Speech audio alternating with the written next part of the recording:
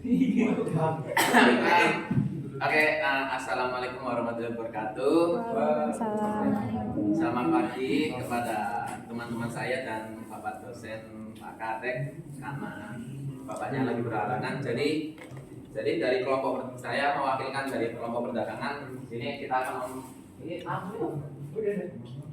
akan mempresentasikan penggunaan ChatGPT dalam bidang perdagangan. Jadi kita udah tahu ya, secara umum itu memang ChatGPT sudah sangat membantu pada keseharian kita ya. Jadi kita tujuan dari presentasi ini kita akan mengetahui penerapannya bagaimana saja dalam bidang perdagangan dengan menggunakan ChatGPT. Jadi sebelum itu kita perkenalkan diri kita semua. Nama aku Yogis Nadia dari digit terakhir 076. Nama saya Octavio Seleski dengan NIM digit terakhir 082. Nama saya Muhammad Fariza dengan digit terakhir 084. MU.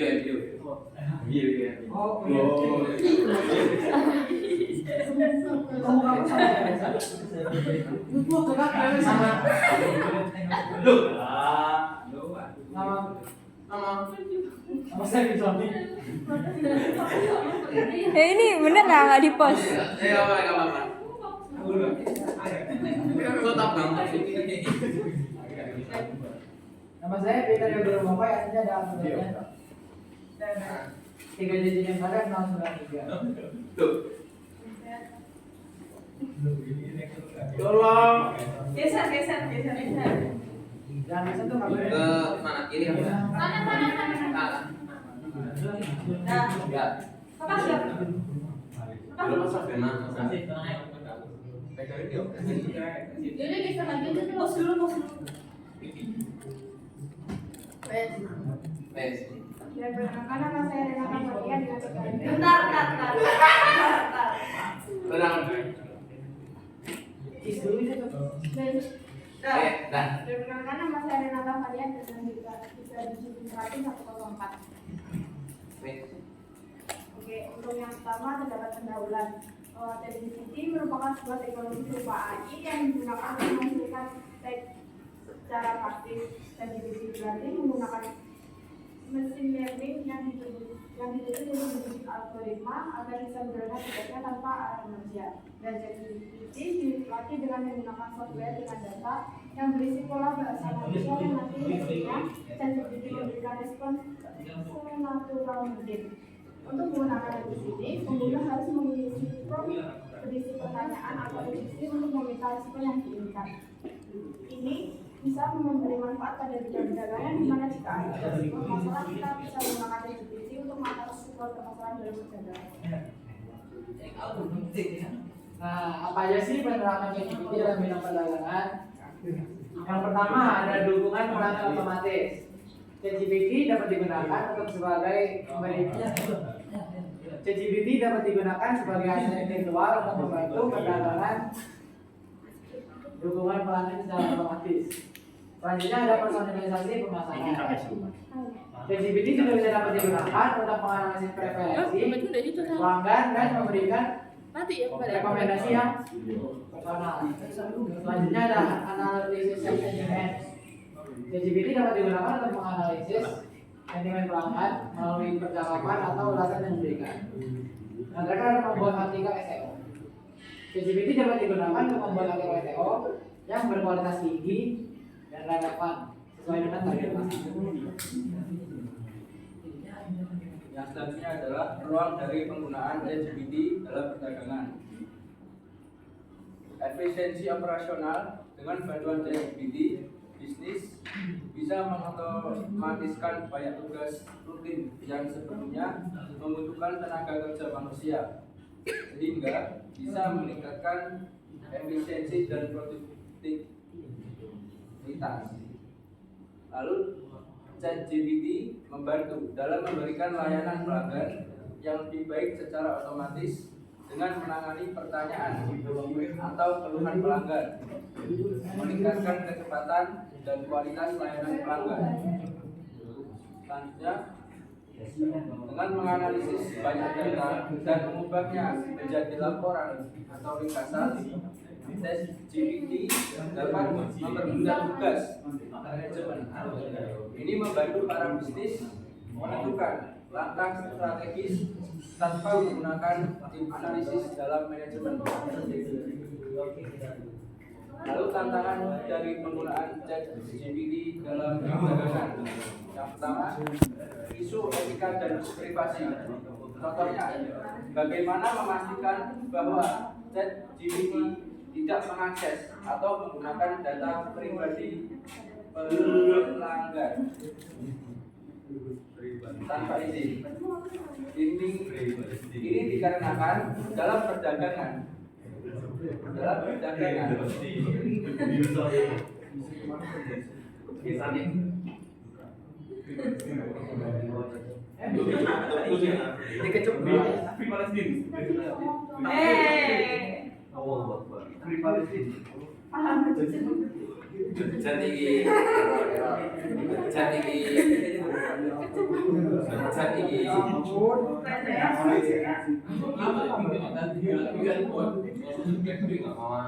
Udah di post kan?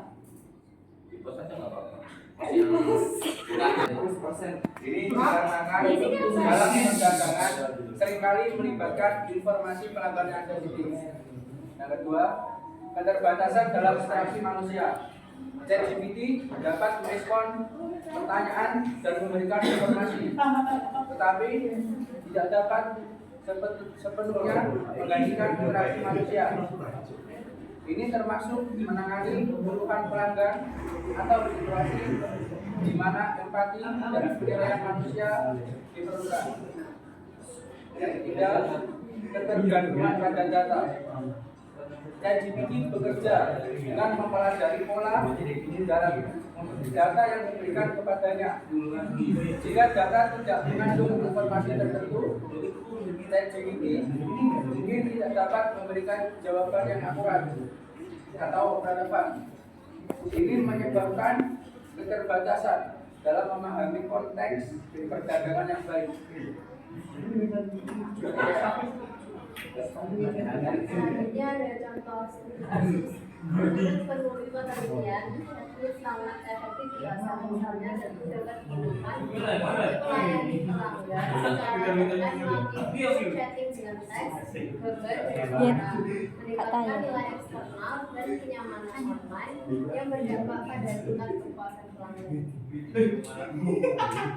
Oke, jadi kita dapat saling dengan kesimpulannya. Jadi kita dapat diketahui bahwa ChatGPT itu memberikan penerapan bidang perdagangan yang sangat baik. ChatGPT itu bisa memberi posisi positif yang baik dalam bidang perdagangan, seperti memberi operasional yang efisien, membantu urusan manajemen, dan memberi layanan yang kepada pelanggan yang lebih baik. Meskipun memiliki sisi negatif seperti keterbatasan konteks dalam pemahaman, ChatGPT telah membantu memberi jawaban manusia secara efisien dengan mudah dibanding secara konvensional. Oke, sudah di akhir presentasi kali ini. Mungkin ada pertanyaan, jika ada pertanyaan bisa angkat tangan kalau mau tanya. Apa pertanyaan sebenarnya, Mas?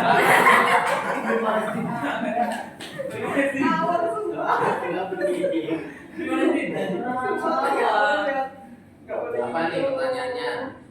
Bagaimana cara bagaimana cara mengimplementasikan ChatGPT pada pedagang kaki lima?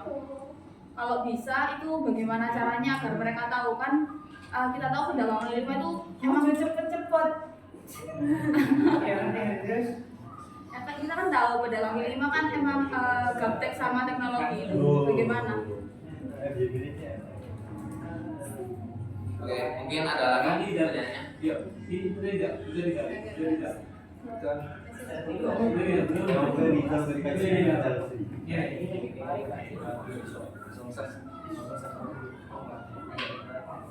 Mungkin ada pertanyaan lagi?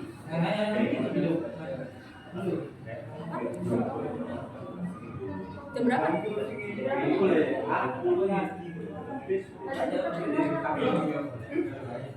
Ada yang nonton nggak?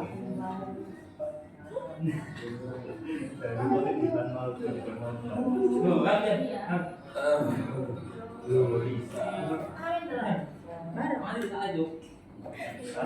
Ya jadi mau dapat 5 AI bisa nggak buat menentukan trading stock? landing stock menentukan. Ya tentuin dia naik apa nggak sih dulu. Bisa nggak? Ya. Itu investasi ya. Ya prediksi. Oke. Terima kasih. Emang bisa gitu.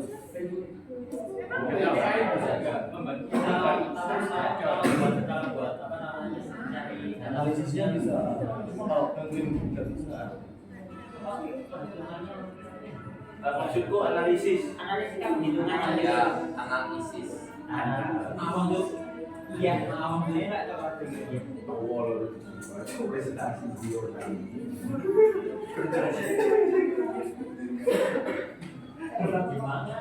Ya Allah.